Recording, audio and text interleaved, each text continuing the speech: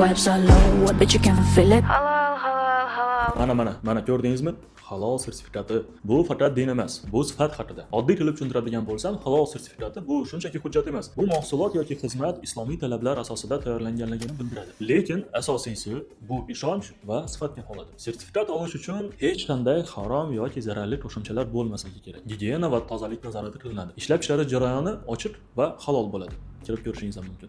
Qiziq tomoni, halol degani faqat musulmonlar uchun emas, balki barcha mijozlar uchun xavfsiz va sifatli mahsulot degani. Kimlar uchun bu sertifikat foydali bo'ladi? Birinchi bo'lib, restoran va kafe egalariga, nonvoyxonalar, go'sht, suv, ichimlik va kosmetika ishlab chiqaruvchilarga, eksport qilmoqchi bo'lgan tadbirkorlarga, nafaqat musulmon davlatlari, balki Yevropa davlatlari ham. Halol sertifikati sizga bozorning ishonchini, yangi mijozlar oqimini, eksport imkoniyatini taqdim etadi. Mana sizlarga shaxsiy maslahat. Bu reklama emas, maslahat. O'zbekiston bo'yicha sertifikat beradigan tashkilotlar bor. Bu ishonchli tashkilotlar. Ishni to'g'ri qilishadi. Hujjatlar bilan yordam berishadi. Agar tadbirkor bo'lsangiz yozing.